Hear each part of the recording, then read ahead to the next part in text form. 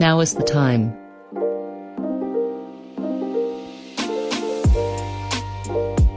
Secure your future. With Lauren Hall, CEO and broker of record.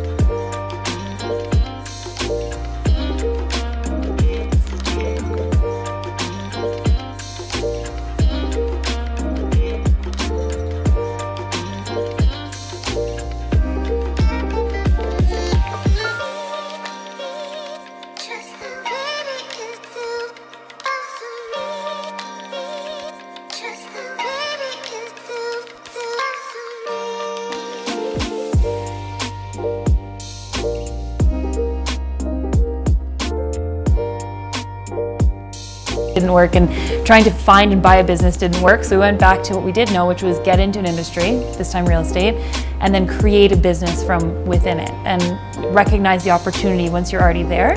So it's interesting when you say, if people are thinking about starting a business, where should you look? Look where you have experience. Like you look at the industry you're already in. What's broken? What's your biggest frustration every day in the business that you're in?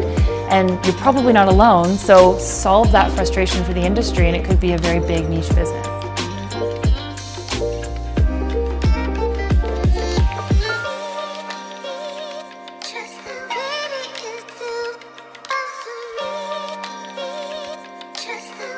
Being at a startup is we're in a cool, funky space, and you've got a lot of autonomy, and it's fun.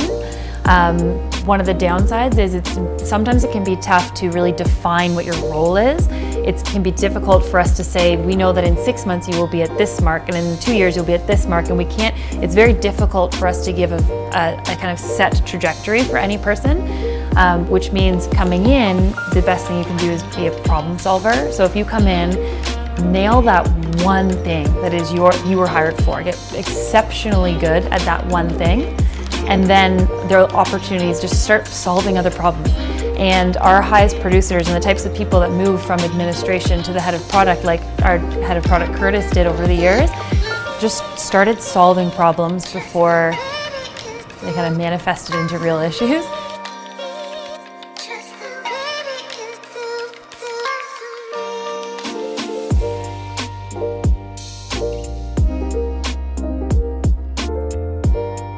For me, the very first summer I was doing College Pro, was realizing that you needed to sell enough, because at the moment I was doing all of the sales and door knocking and whatnot, but I needed to sell enough jobs that all 8 people would be able to paint the whole summer. So these were all summer students, and they depended on these wages to be able to pay their tuition.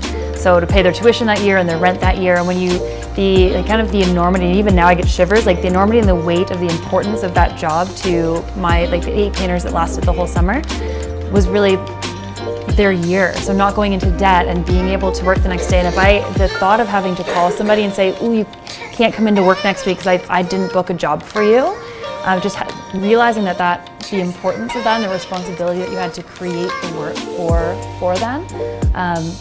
That was what hooked me, I think, to entrepreneurship right away, was that level of responsibility to provide. And even now, when we think and I look at the team, I don't think of, oh, we've got our 10 agents, we've got the 10 people on the tech team. They, for the most part, have spouses and mortgages and kids. So it's like we're looking at it, we've got 20 families. So we're taking care of 20 families, and I find that the most inspiring, just to make sure we keep going for everybody on the team.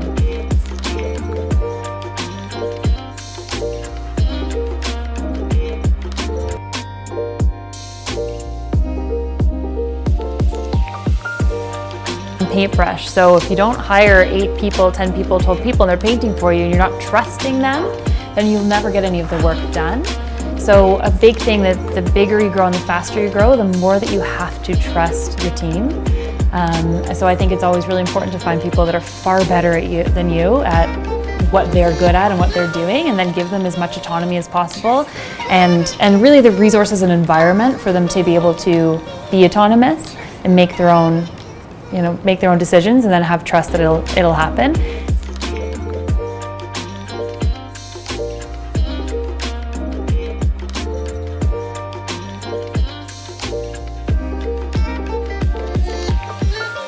that built which was a very good existing business and supporting 36 people, and changing it into what we really had a vision for what it could be was going to take a lot of change. And if we just tried to go from this moving train and then all of a sudden take it right off the rails and make it exactly what we wanted overnight, then we would have been very frustrated. We wouldn't have had support along the way. So we really learned very quickly that we needed to be patient, that change takes time. So first of all, change is going to take a lot of time to put the ship the way we wanted it to go.